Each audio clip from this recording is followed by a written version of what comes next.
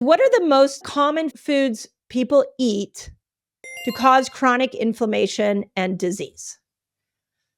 Well, the foods that people eat to cause chronic inflammation and disease is anything man-made, human-made, when both men and women. It is this ultra-processed, ultra-refined food is absolutely destroying the world right now. It's contributing to chronic inflammation and chronic disease.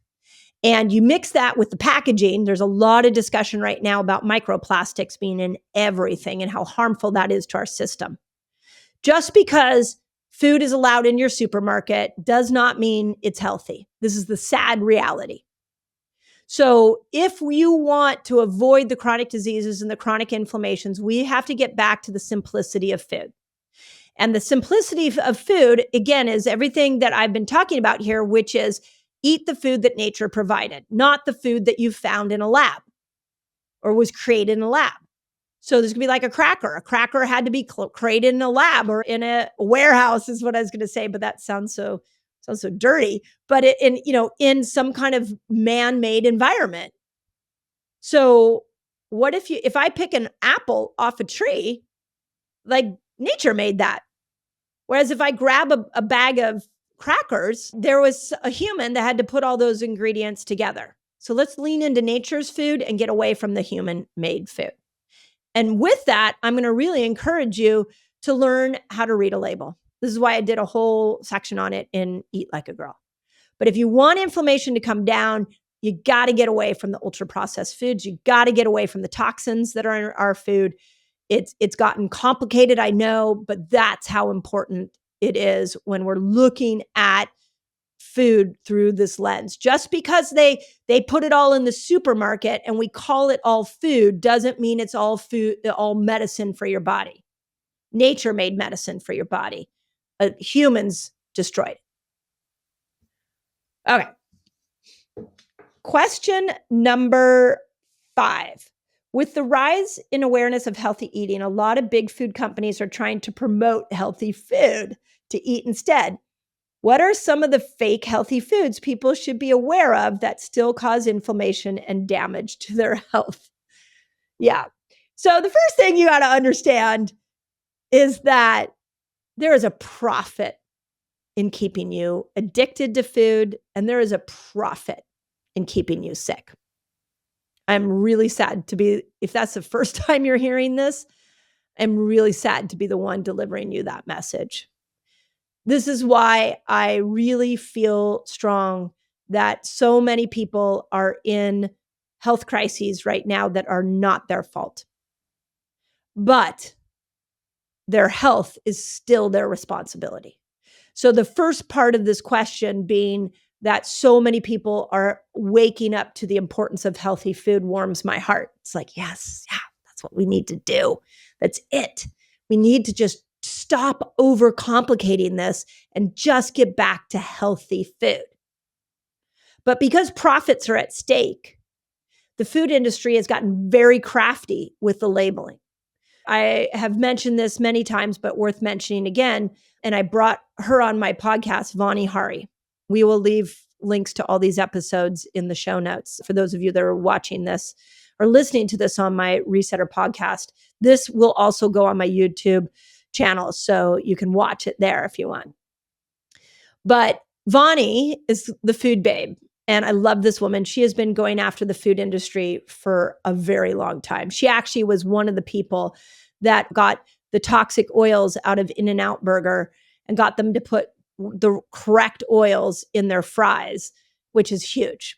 And she would sit in the waiting room of big corporations until the CEO came out to try to hold him or her accountable for the toxins, chronic disease toxins that they were putting in their food.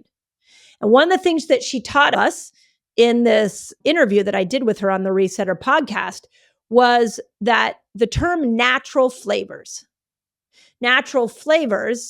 is actually code for they can put small amounts of toxic food into that ingredient and put it all under natural flavors. So chemical flavor enhancers like monosodium glutamate. Now there are some really good monosodium glutamate. That's an interesting ingredient because nature provides a lot of positive, healthy monosodium glutamate products. but then there's a synthetic version, a lot of that enhances taste. So something really interesting that I'll share with you that might help you understand the food industry. So my son right now is training, my 22-year-old son is training to be a chef.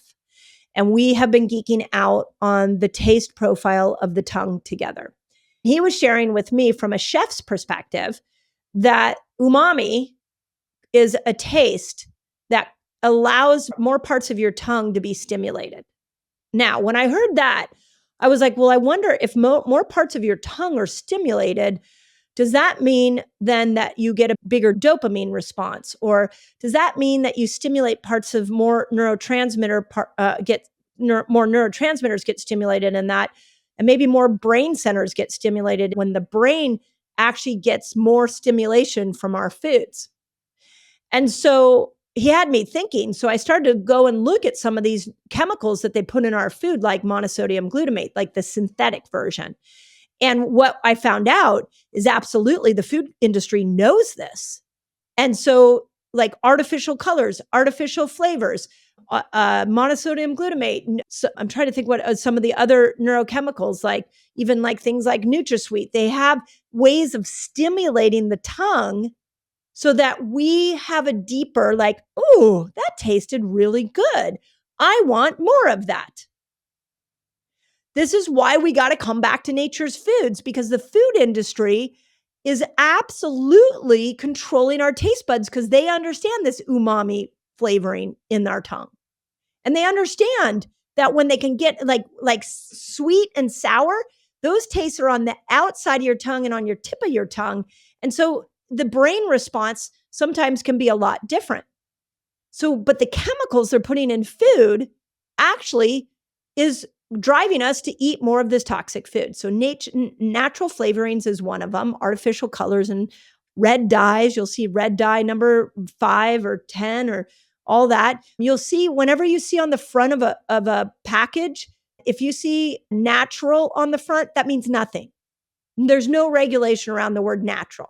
When you see healthy on a product, no regulation. This is why eating foods without a label are your best bet, because the food industry has gotten really crafty. So how does that look? Like I everything I teach you, I apply to myself. So if you looked in my refrigerator right now, you'd see a lot of fruits and vegetables and meats, and I do dairy. And so fermented products, fermented yogurts, fermented sauerkraut. And, if you looked in my pantry, there's not as much in there. There's maybe some legumes. I do gluten-free pastas every once in a while, but everything in there you would find would be very simple. And so this is where if you are a bit of a home chef, it really works for you, or you are willing to put some ingredients together to make your own meals, your health will really thrive. And in Eat Like a Girl, I gave you over 100 recipes in there that are outstanding and easy to make. So those of you that are getting that book, you will have access to professional recipes made by master chefs, which is really cool.